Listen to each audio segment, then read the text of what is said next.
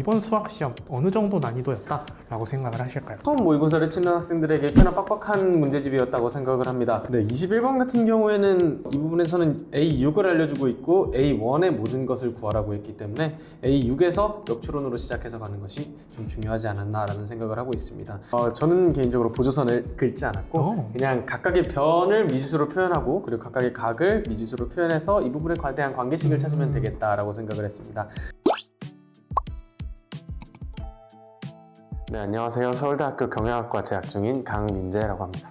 안녕하세요. 저는 한양대 의예과 재학 중인 수능 선배 멘토 이건욱이라고 합니다. 이번 수학 시험 어느 정도 난이도였다 라고 생각을 하실까요? 처음 모의고사를 치는 학생들에게 꽤나 빡빡한 문제집이었다고 생각을 합니다. 14번 같은 경우에는 추론과 계산력을 동시에 요한다는 점, 15번 같은 경우에는 고일 수학의 개념을 끌고 오면서까지 추론을 좀 요구했다는 점이 좀 관전 포인트라고 보고요. 21번 같은 경우에는 많은 학생들이 틀리는 경우를 좀 많이 확인했는데요.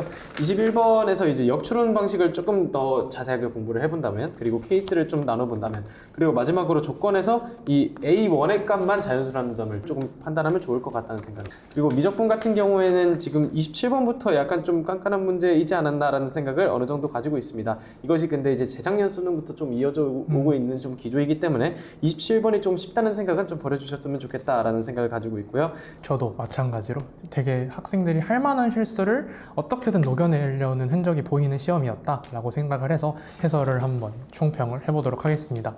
옆에 14번 문제는 어렵지 않으셨나요? 네, 14번 문제 같은 경우에 이제 학생들마다 좀 편차가 있을 것이라고 예상을 하는데요. 저 같은 경우에는 지금 인테그랄에서 위끝과 아래끝이 x2랑 x1으로 같은 경우에는 하나로 묶어서 좀 처리하는 경우가 많았습니다. 하나로 묶어서 살펴보다 보니 이제 ft와 그리고 ft의 t는 a일 때 접선의 방정식의 차가 x2, x1의 범위로 인테그랄 했을 때 0보다 크다라고 좀 저는 판단을 했고요. 이 문제는 좀 접근하는 방식만 조금 떠올릴 수 있었다면 문제를 푸는데 좀 수월하지 않았을까라는 생각을 가지고 있습니다. 마이너스 1과 3에서 공통접선인 경우가 정답 케이스거나 4차 함수 문제를 조금 많이 풀어보셨다면 어려움 없이 풀 수 있었을 거다 생각을 합니다. 그러면 다음 페이지 15번과 단답형으로 넘어가 보죠. 15번도 이제 15번 치고는 조금 쉽다는 생각을 하긴 했습니다. 하지만 이게 발상적인 부분을 좀 물어보는 문제가 많았고, 또한 이제 고일 수학에서 우리가 조금 쉽게는 지나칠 수 있는 1대1 대응이라는 좀 개념을 다시 한번 끌고 와서 여러분들에게 좀 물어봤기 때문에 고일 수학에 대한 개념을 혹시라도 다시 공부하는 거는 오버할 수도 있겠지만 좀 개념에 대해서 모르는 것들이 등장했을 때는 다시 한번 돌아가서 공부하는 것들은 필요하겠다라는 생각을 했습니다. 그렇죠. 1대1 대응이 아무래도 추후에 미분이나 적분 파트로 넘어가면 많이 나오는 역함수와 대응이 많이 되는 개념이기 때문에 이 문제를 틀리셨다면 다시 한번 짚고 넘어가는 과정이 꼭 필요하긴 하다라고 말씀을 드리고 싶네요.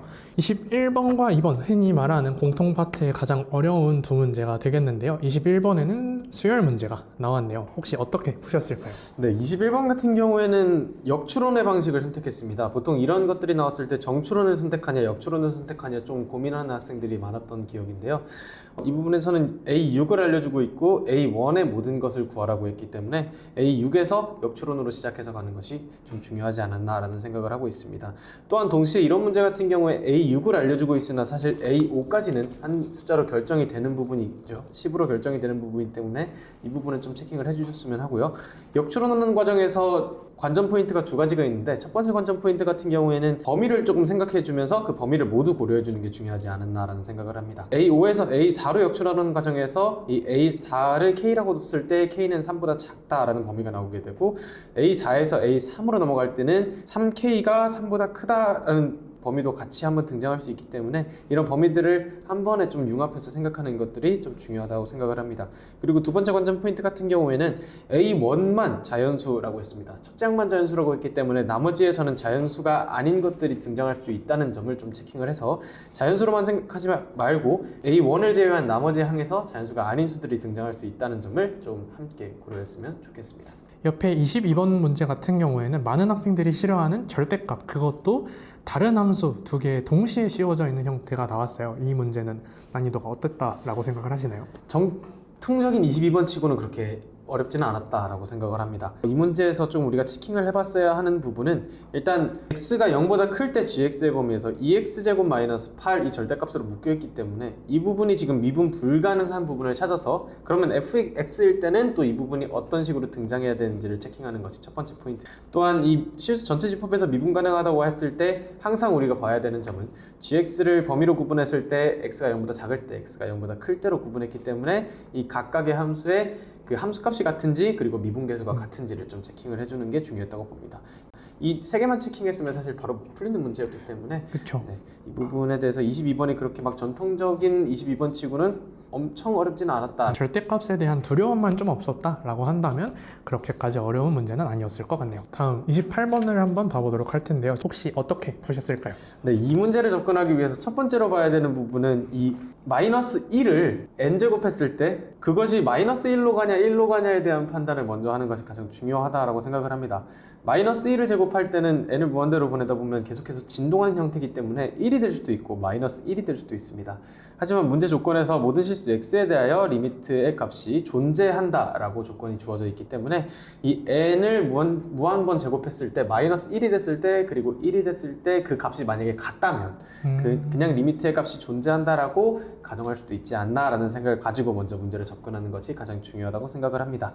그렇게 접근한다면 a 플러스 b는 0이라는 하나의 식이 등장하기 때문에 우리가 구해야 되는 것은 지금 a, b 미지수 두 개이기 때문에 나머지 힌트 하나만 더 찾으면 되는 문제였고요. 나머지 하나의 힌트는 y는 k가 만나는 점의 개수가 1이 되도록 하는 자연수 k가 존재한다라는 부분에서 바로 풀었으면 문제가 쉽게 풀리지 않았을까 하는 생각을 가지고 있습니다. 29번 문제를 먼저 보는 게 좋을 것 같은데 이 문제는 보자마자 보조선을 가장 잘 그린 사람이 깔끔하게 풀지 않았을까라고 느꼈어요. 혹시 어떤 보조선을 그어서 어떤 방식으로 푸셨는지 들어볼 수 있을까요? 저는 개인적으로 보조선을 긋지 않았고 그냥 각각의 변을 미지수로 표현하고 그리고 각각의 각을 미지수로 표현해서 이 부분에 대한 관계식을 찾으면 되겠다라고 생각을 했습니다. 우선적으로 생각했을 때 우리가 구해야 되는 거는 CED의 넓이이기 때문에 이것을 구하기 위해서 일단 CE와 CD의 길이는 나와 있습니다. 그렇죠. 하지만 그 삼각형의 어느 각도 지금 주어져 있는 각들과의 연기성을 찾아보긴 힘들었고요. 그러면 저희가 생각해야 되는 부분은 ED에 대한 변을 하나 더 구해서 그렇다면 세 변의 길이를 알고 있으니 그냥 넓이를 구할 수 있겠다라고 생각을 했습니다.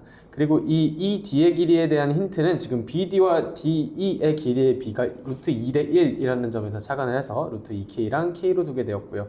그렇다면 우리가 생각을 해야 되는 부분은 우리가 만약에 지금 주어져 있는 각을 세타라고 했을 때 세타와 N과 K에 대한 식을 다 하나로 표현할 수 있었으면 하나로 통합할 수 있었으면 바로 쉽게 풀릴 수 있는 문제이지 않았나라고 생각을 가지고 있습니다. 이 각각의 미지수를 설정하고 각각의 미지수에 대한 좀 관계식을 찾는 부분이 좀 어려웠기 때문에 계산력이 좀 많지 않은 문제였나라는 생각을 가지고 있습니다. 그러면 30번 문제로 넘어가 볼게요.